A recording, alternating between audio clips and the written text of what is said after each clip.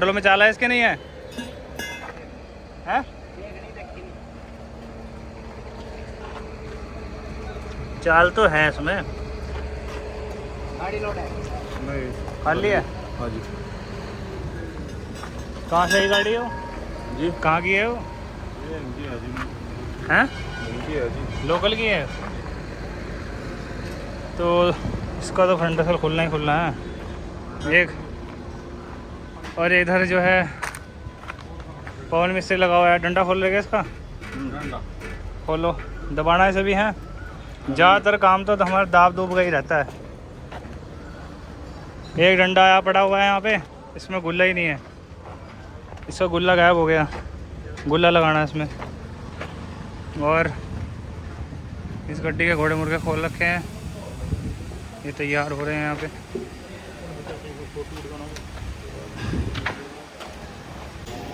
तो 3-4 गाड़ियाँ खुली हुई हैं आज, जैसे कि आपको मैंने बताया। एक तो वो बस है और एक प्लस वो अशोक लीलैंड है, और एक डंडा खोल रहे हैं इसका टिप्पर का, और घोड़े मुर्गे।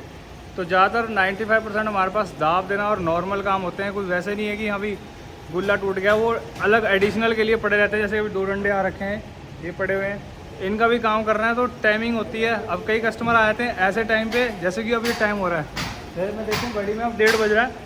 तो इस समय आगे पॉसिबिलिटी आपकी नामुमकिन हो जाती है, क्योंकि इस समय काम पहले से हमारे पास खुला हुआ है, तो वो फाइनल करना होता है शाम तक।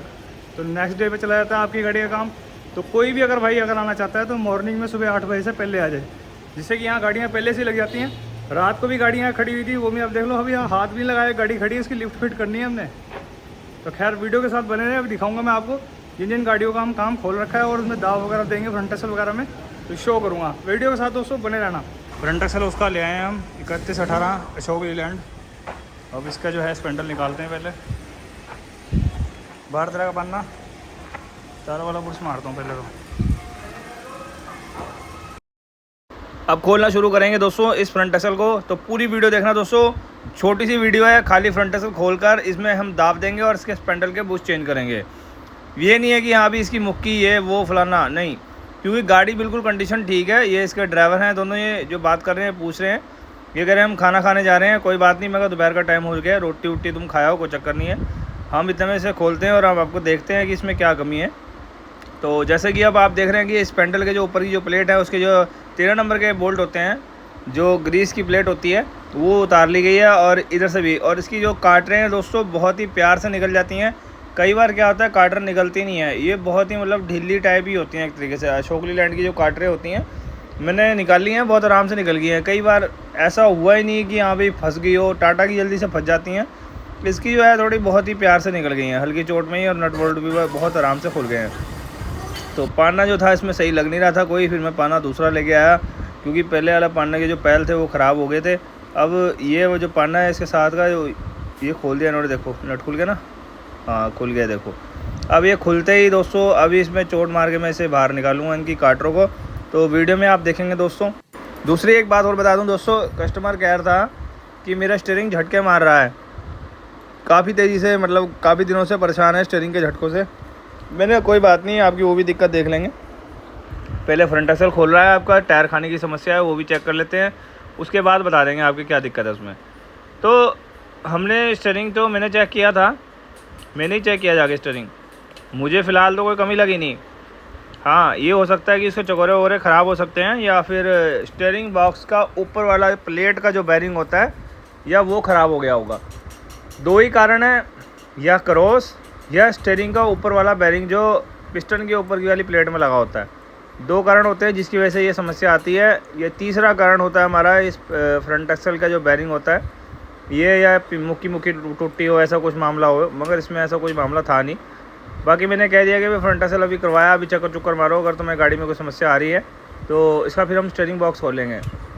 चकोरे वगैरह वो चेक कर लिए हैं, मगर वो दिक्कत तो लग नहीं रही है। फिर भी अगर बहम से पड़ा तो वो बदल लेंगे, मगर बदले नहीं भी।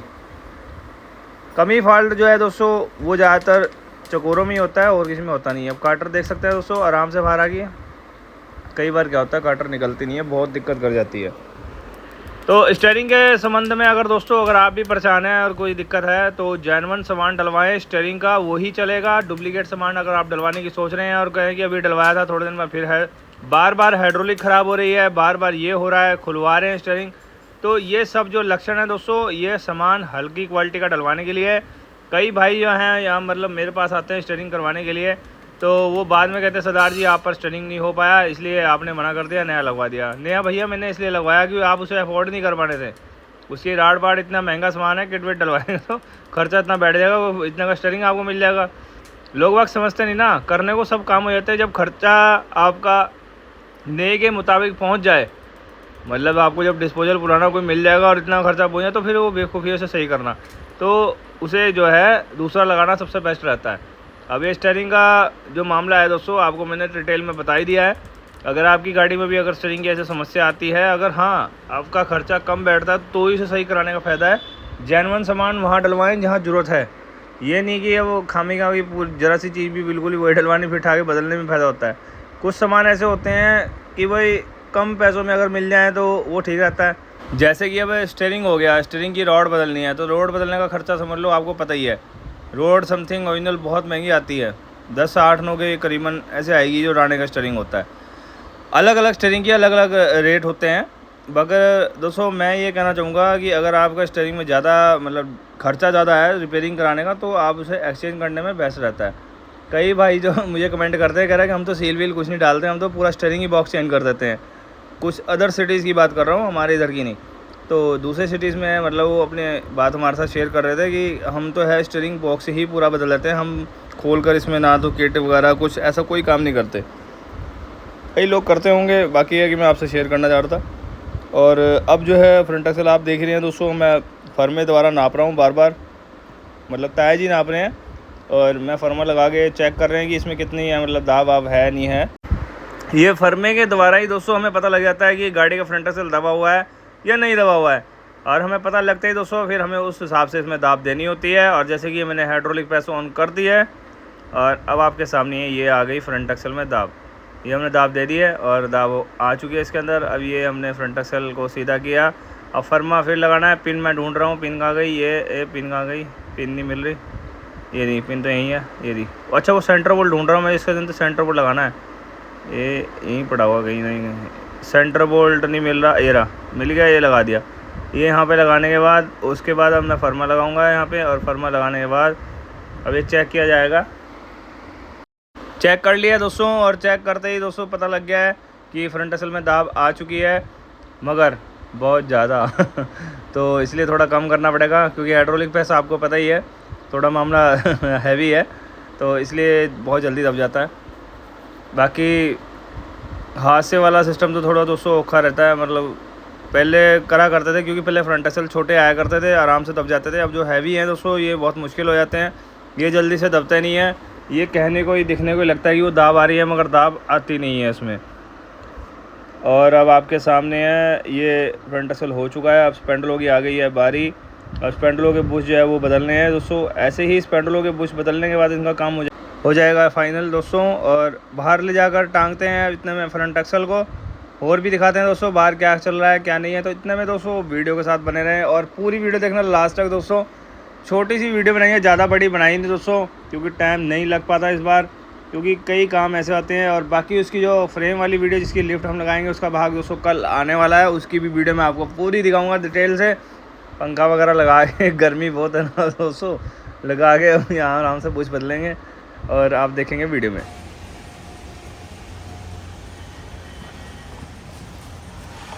बंदे आए हैं काम नहीं करते खड़े जी। आज नाव से ਆਪਾਂ ਕੀ ਕਰਨਾ ਹੈ ਜੀ,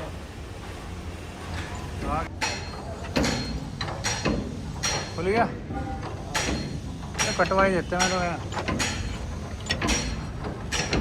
तो मैं बता दूं दोस्तों, अब रकाबे तो बहुत टाइट खुल रही हैं। नई गाड़ी है ना, बिल्कुल नई गाड़ी हमारे पास पहले से ही आ गई, जिन्हें भाइयों को पता है कि काम ये होने हैं। सबसे पहले काम तो हम ये वाला करते हैं वेल्डिंग का।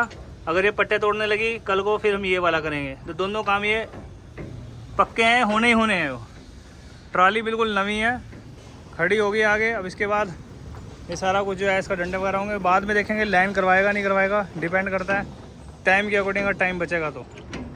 फ्रंट एक्सल इसका खोल रखा था जिसका हमने अभी भी दबाया है, अशोक लीलैंड है, ठीक है दोस्तों। फ्रंट एक्सल में जो कमी है वो दाब की कमी है, प्लस उसके जो है बैरिंग उनमें भी कमी है। और ये टायर उसका है, देख लो टायर की कंडीशन देखकर तो ये लग रहा है कि अभी इसमें कुछ ज़्यादा खास कमी नहीं है, मगर कस्टमर को पहले ही पता लग गया कि मुझे वो काम करवाना है, तो इसलिए फ्रंट एक्सल खुलवा लिया है और हमने इसका फ्रंट एक्सल करना है दोस्तों। अब रही बात वो बस गाड़ी की, जो बस है उसकी ट्यूब खुल के भी अंदर आ चुकी है। इसे हमने अभी हमने दोस्तों इसे अभी हमने हाथ भी नहीं लगाया, अभी हाथ लगाना है। देखेंगे अभी हाथ लगाने के लिए पहले सोचेंगे इसे हाथ लगाएं, क्योंकि इसका जो सस्पेंशन जो है चेंज करना है। अभी ये गाड़ी खड़ी हुई है, इसके घोड़े मुर्गे हैं, गर्मी बहुत है, उसका मैं आपको जवाब नहीं दे सकता। इसे तो देखेंगे बाद में, हल्का सा मौसम ठंडा हो जाए ना, तब डंडा पड़ा है डंडा भी। तो इन सब कामों को फाइनल करना आज ही की डेट में, मगर वो जो लिफ्ट वाला डिपार्टमेंट है वो बाद में करेंगे। घोड़े तैयार हो गए हैं इस गाड़ी के लिए।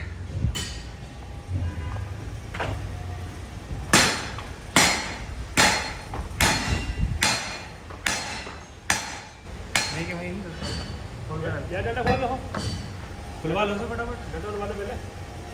अब दूसरा लेने इसमें तो उसमें गाली है इसके। डंडा भी यहाँ खुल गया, अब तो बोल्ट जाम है, वो जाल आ गया, वो लग रहा है। क्या जाम है? वो नट जाम है। ना कटवा नहीं कटवा दो। पर ये कुछ कटवा का डक्कर जाता है ना, खराब करे। हैंडल तो रेमर कर ही दिए थे और बाहर ले आया, मैं यहाँ रख दिया लाके। फ्रंट एक्सल टांग दिया इन्होंने दोस्तों, देख सकते हैं। अब रकाबे खींच रहे हैं। इस गाड़ी का जो फ्रंट एक्सल का काम था वो फाइनल हो गया है एक तरीके से, और ये रह गई हैं गाड़ियाँ, बाकी इनका भी करना है। तो टाइम के अकॉर्डिंग हर चीज़ को करना ही होता है। अब रेडी ले जा रहा हूँ मैं अंदर, उस ट्यूब को बस रेडी लेके जाना है दोस्तों अंदर। अब ये रेडी हो ना, इस पर उतारनी है ट्यूब एक्सल जो बस की खोल रखी थी हमने।